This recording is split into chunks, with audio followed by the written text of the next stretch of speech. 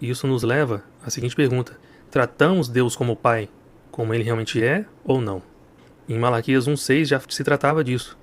O filho honra o pai, e o servo a seu senhor. Se eu sou pai, onde está a minha honra? E, se eu sou senhor, onde está o respeito para comigo? Diz o Senhor dos Exércitos a vós outros, ó sacerdotes, que desprezais o meu nome e dizeis, em que desprezamos o teu nome? Aí talvez alguém olhe para esse versículo e está falando, poxa, a mensagem é só para os sacerdotes, é só para os levitas daquele tempo. Será mesmo? Porque em 1 Pedro 2, 5 e 9 a 10, ele vai dizer que nós somos sacerdócio santo, que sois raça eleita e sacerdócio real. Vós sim, que antes não erais povo, mas agora sois povo de Deus, que não tinhais alcançado misericórdia, mas agora alcançastes misericórdia. E se você respondeu que você trata assim Deus como Pai, será que você já fez a mesma oração que o rei Davi? Porque, diferentemente do que muitas pessoas acabam focando somente nos erros de Davi, isso é porque elas não entenderam por que ele é conhecido como o homem segundo o coração de Deus. Ele não é conhecido como homem segundo o coração de Deus somente porque Deus escolheu ele, ao invés daquela escolha que o povo fez por Saul. O povo escolheu Saul e quem escolheu o próximo rei foi o próprio Deus. E também não é porque ele tinha no seu coração fazer um templo para o Senhor, honrar a Deus dessa forma. Mas tem muito mais a ver com essas duas orações, principalmente, em que ele diz assim: o Senhor julga os povos. Julga-me, Senhor, segundo a minha retidão e segundo a integridade que há em mim. Sabendo que Deus é justo e que Ele vai trazer tanto bem quanto mal, de acordo com o que você tem feito, com a retidão e com a integridade que há em você, então você vai receber tanto bem quanto mal. E ainda assim ele não teve temor, não teve medo de fazer tal oração. Em Salmos 17, 2 e 3, ele ainda pede pela mesma coisa. Só que talvez ele já tinha passado por algum outro processo. Baixe de tua presença o julgamento a meu respeito. Olha só o pedido que ele faz a Deus. Traga agora o teu julgamento sobre mim. Se já tem decretos ao meu respeito, que traga eles sobre mim agora. E continua: os teus olhos veem com equidade, sondas-me o coração, de noites me visitas. Prova-me no fogo, e iniquidade nenhuma encontrarás em mim, a minha boca não transgride. E agora por ele estar falando que não há iniquidade nele, e que a boca dele não transgride, é porque ele já passou pela correção divina. E ainda assim, mesmo passando pela correção divina, ele novamente pede ao Senhor: me prove novamente. Por quê? Para que seja aprovado. E sendo ele aprovado, agora sim, ele se torna filho. E apesar de eu não ter colocado aqui, talvez alguns vão se perguntar, poxa, mas e o exemplo do malfeitor, do ladrão, na cruz? Em que com aquele pouco contato que ele teve com Cristo, ele acabou sendo salvo assim mesmo. Pois bem, quando Jesus estava no deserto, o diabo apareceu para ele e disse assim: se você é o Cristo, transforma essas pedras em pães. E quando Jesus estava na cruz, os líderes daquela época também olharam para ele e repetiram o mesmo padrão do diabo: se você é o Cristo, desce da cruz e salva-te a ti mesmo. Um dos ladrões da cruz também disse a mesma coisa: se tu és o Cristo, desce da cruz, salva-te a ti e a mim também. Diferente desse outro que somente no Evangelho de Lucas está descrito dessa forma, em que ele repreende até mesmo o outro bandido, falando assim: nem mesmo na hora da morte você teme a Deus? O castigo que recebemos é consequência das nossas ações. Mas este aqui não teve pecado nenhum, falando de Cristo, né? E aí ele olha para Cristo, e é certo de que ele já ouviu mensagem de Cristo antes, porque não faz sentido os três estarem morrendo na cruz, olhar só para aquela placa dizendo Rei dos Judeus, e ele achar que o reino de Jesus não é dali, e que ele vai passar a reinar. Mas na verdade ele já ouviu a mensagem que Jesus disse que o reino dele não é deste mundo. E por isso ele olha para Jesus e diz: lembra de mim. Pelo menos isso, né? Lembra de mim quando entrares no teu reino. E Jesus fala: hoje mesmo você vai estar comigo no paraíso.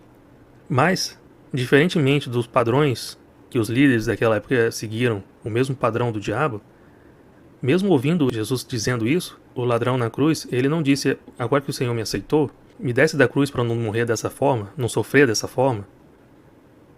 Mas o contrário, ele aceitou a correção divina a tal ponto em que ele reconhece que a sua morte é devida, as suas ações, os seus atos levaram a esse julgamento, levaram a essa sentença, e essa sentença é justa. Então ele, de forma alguma, ele pede para ser isento daquela morte. E novamente, muitas pessoas focam somente nos erros do rei Davi, mas eles têm a coragem de fazer a mesma oração? E olha só a importância da correção divina. Em Salmo 118, 18 a 23, o rei Davi vai dizer assim: o Senhor me castigou severamente, mas não me entregou à morte. Abra-me as portas da justiça, entrarei por elas e renderei graças ao Senhor. Esta é a porta do Senhor, por ela entrarão os justos. E a gente vai ver que no Novo Testamento, quem é que diz que é a porta, né? E ele continua: render-te-ei graças, porque me acudiste e foste a minha salvação. E aí ele menciona algo que os apóstolos mencionam, dizendo: a pedra que os construtores rejeitaram, essa veio a ser a principal pedra angular. Isso procede de Deus e é maravilhoso aos nossos olhos. E em 2 Samuel 12, 10 a 14, a gente vê que quando Davi erra, o profeta Natan vai até ele confrontá-lo. E após confrontá-lo, ele percebe o erro que ele fez, o pecado que ele fez, e ele se arrepende. Porém, o profeta ele já havia dito quais as consequências que ele iria receber. Que a espada não se apartaria da casa dele, as coisas que iriam acontecer na própria família dele. E de forma alguma, a gente pode ver que ele pediu a Deus absolvição por isso. O que ele pediu foi que Deus não matasse o filho que já estava sendo gerado dentro daquela pessoa que ele acabou adulterando. E porém a gente vê que Deus rejeitou esse pedido e o menino veio a morrer. Porém, quando mais tarde Absalão se volta contra ele e acontece todas aquelas coisas em sua família, incesto, morte, perseguição, golpe militar, golpe vindo do seu próprio filho, e ele não pede a Deus absolvição, porque na verdade Deus já havia profetizado que essas coisas iriam acontecer. E ele aceitou a correção divina. E aí, continuando, quem é a porta? Que ele fala que os justos passarão por ela. Lá em João 10, 9, Jesus diz: eu sou a porta. Se alguém entrar por mim, será salvo. Entrará e sairá, e achará pastagem. A gente vai ver muito mais à frente que existe um conceito nessa expressão entrará e sairá, que vem lá do Antigo Testamento, na época que os hebreus estavam indo no deserto. Em Mateus 7,14, Jesus diz assim: porque a porta, essa mesma porta que os justos passam, é estreita e apertado o caminho que conduz à vida. E são poucos os que se acertam com ela. São poucos os que aceitam a disciplina divina, que se acertam com essa porta. Eu tenho que me afinar, eu tenho que me ajustar para passar por essa porta, então eu vou fazer isso. E aqui está a passagem de Lucas 23, de 35 a 43, do ladrão na cruz que eu mencionei agora há pouco. Agora eu gostaria de fazer a seguinte comparação, porque já vimos que, assim como a mulher, para dar à luz, sente dores de parto, na grande tribulação também se compara isso, a dores de parto.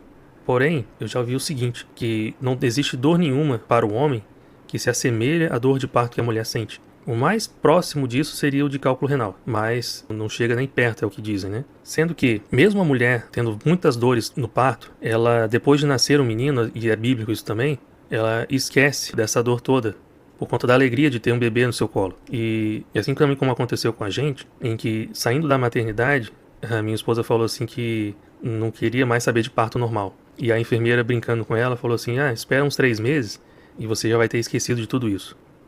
Isso porque, se a gente perguntar para uma mulher que já teve filho e questionar: você quer ter filho novamente? Você não sabe a dor que você sentiu? Ainda assim você quer ter filho? E aí, dependendo da mulher, pode até mesmo sorrindo responder que sabe que vale a pena. Toda aquela dor valeu a pena. Diferentemente da dor que um homem pode passar com cálculo renal, em que se perguntar: você quer passar por isso novamente? Ele vai dizer: claro que não. Antes eu não bebia tantos litros de água. Se agora eu preciso beber 8 litros de água por dia, então é isso que eu vou fazer. Tudo isso para evitar que aconteça novamente essas mesmas dores. E por que eu estou fazendo essa comparação? Porque dores todos vão sentir.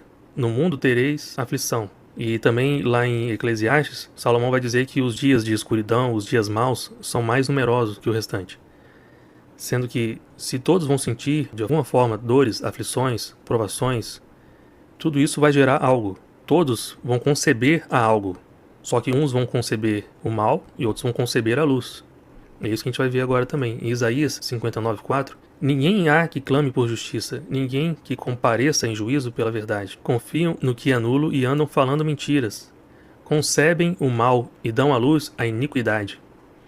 Em Jó 15:35 diz também a mesma coisa. Concebem a malícia e dão à luz a iniquidade, pois o seu coração só prepara enganos. E em Salmos 7, 12 a 14 vai dizer isso também. Se o homem não se converter, afiará Deus a sua espada.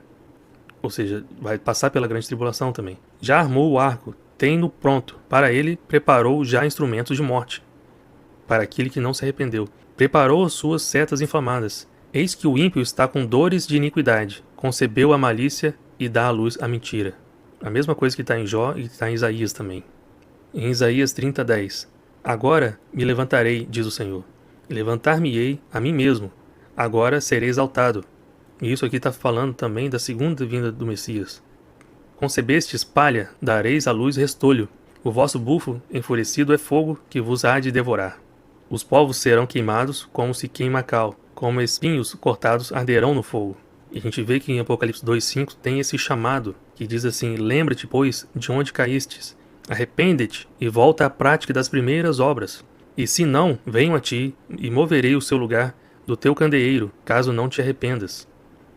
É necessário não só se arrepender, mas passar por esse caminho, passar por essa correção divina, porque de alguma forma, de uma forma ou de outra, daremos luz a alguma coisa. Se isso será trevas ou se será luz, é isso que precisamos ter